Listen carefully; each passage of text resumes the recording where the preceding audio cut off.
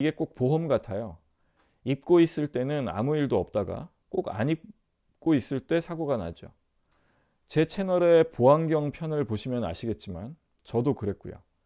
그런 걸 보면 또 입어야겠다 싶기도 하고 저도 왔다 갔다 합니다.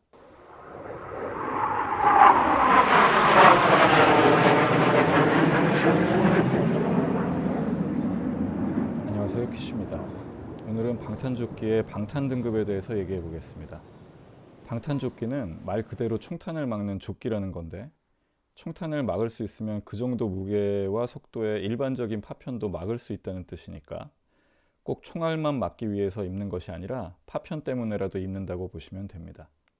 방탄조끼는 방탄 등급인 NIJ 레벨과 무게가 중요합니다. 이 표는 한 방탄 플레이트사가 만든 차트인데, 쉽게 말하면 NIJ 레벨 3A는 권총탄까지 막는다고 보시면 됩니다. 레벨 3A는 이것처럼 소프트 아머 방식도 있고 플레이트 형태로 되어 있는 것도 있는데, 저는 방편 면적이 넓게 옆구리까지 감쌀 수 있는 소프트 아머 방식을 선호합니다. 레벨 3는 돌격 소총탄, 즉 우리나라 군의 제식 소총 K1, K2를 비롯해서 우리가 흔히 알고 있는 M16, M4 계열이나 러시아, 중국, 북한, 중동에서 많이 쓰는 AK 소총 계열까지 막을 수 있습니다. 지금 여기에 있는 이 플레이트는 레벨 3 ICW 등급 정도 됩니다.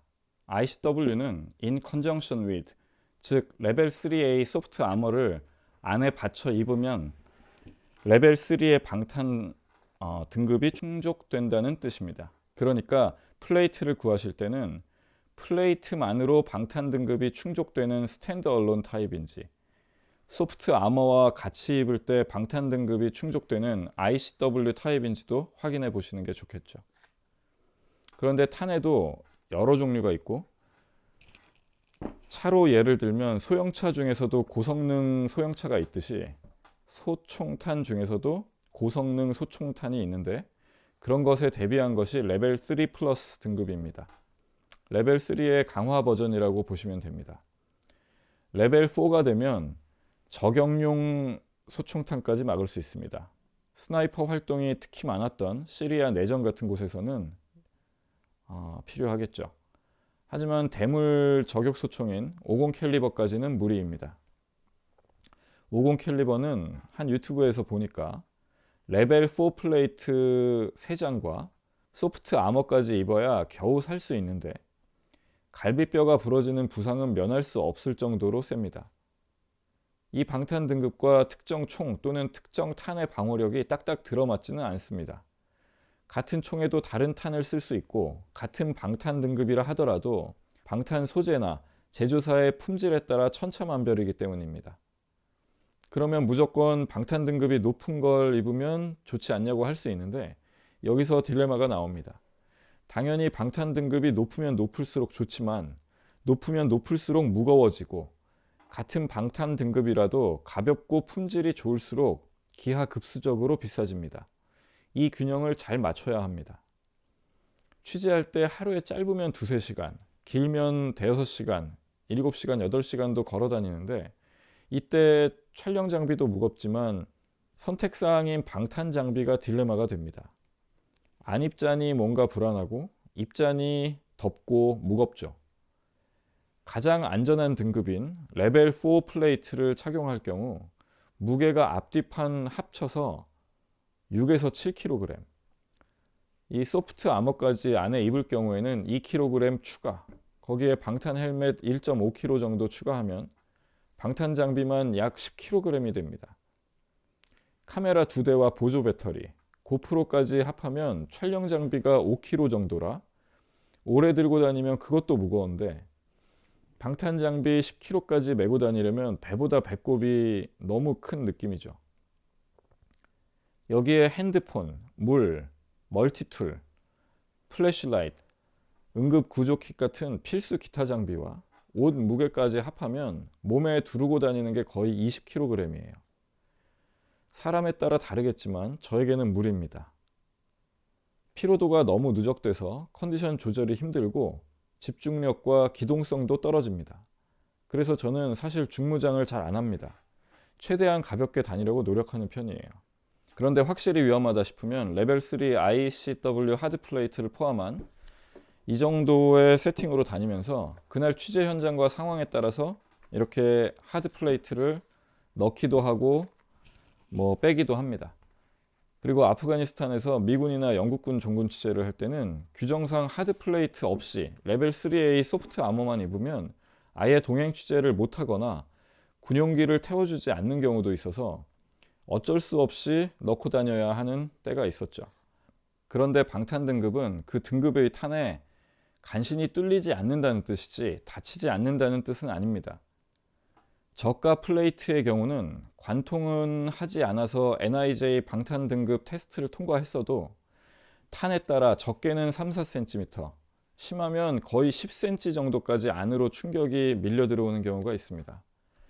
그래서 방탄 플레이트와 몸 사이에 공간을 조금 띄워주면 좋은데 꼭 비싼 트라우마 패드를 따로 사지 않고 저처럼 더미 플레이트를 넣어서 쓰는 것도 방법입니다.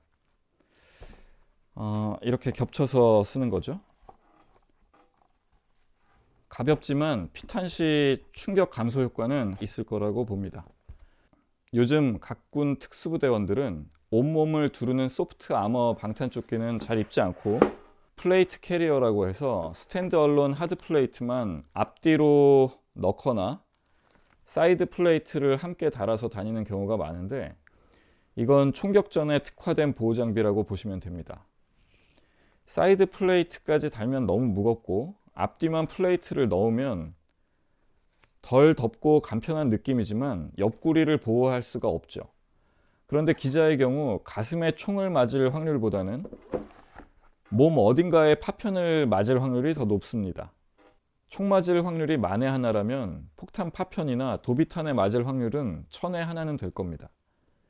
총알이 센 한 발이라면 파편은 산탄총처럼 약한 여러 발이 한꺼번에 날아와서 박히는 거라 스탠드 얼론 플레이트 캐리어보다 보호 면적이 넓게 옆구리까지 감싸는 소프트 아머에 가벼운 ICW 플레이트 조합을 추천합니다.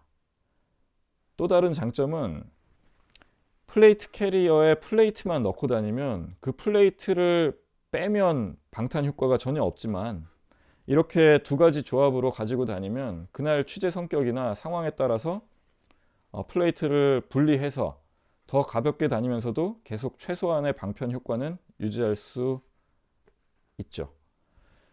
그리고 저 같은 경우는 복부와 사타구니까지 커버하는 그로인 프로텍터를 차고 다니는 경우가 많은데 이건 제가 아프가니스탄에서 복부 부상으로 내장이 흘러나온 부상자를 코앞에서 봤던 기억이 자꾸 떠올라서 웬만하면 챙기게 됩니다. 그리고 복부에서 허벅지로 이어지는 대동맥도 보호할 수 있고요. 제가 지금까지 전쟁 취재를 하면서 여러 케이스의 사상자를 봤는데 즉사하지 않는 경우는 대부분 과다출혈로 죽게 됩니다. 치명적인 곳을 맞지 않는 이상 한 발의 총상을 입은 병사는 지혈이 간단한 편이에요. 그 정도는 전문 의료인이 아니더라도 대부분의 동료 장병이나 동료 기자가 응급조치를 해줄 수 있어요. 하지만 다발성 파편으로 여러 곳에서 출혈이 생기면 지혈이 힘듭니다. 여기저기 조이고 막아보려다가 성인 남성의 경우 평균 2리터 이상 출혈 또는 성인 여성의 경우는 1.5리터 이상 출혈하면 대부분 사망이죠. 그래서 보호 면적은 넓으면 넓을수록 좋습니다. 자, 이제 참고하시라고 요약하자면 폭격이 잦은 전방이면 레벨 3A 소프트 아머 그리고 방탄 헬멧, 폭격과 총격도 있는 최전방에서는 레벨 3A 소프트 아머에 최소 레벨 3 ICW 이상의 하드 플레이트 그리고 방탄 헬멧, 스나이퍼 활동이 많고 근거리 총격전이 잦은 고위험 지역에서는 레벨 3A 소프트 아머에 레벨 4 하드 플레이트 그리고 방탄 헬멧을 추천드립니다. 전쟁터에서 이런 보호 장비 없이 그냥 카메라만 들고 다니는 기자들도 꽤 있어요.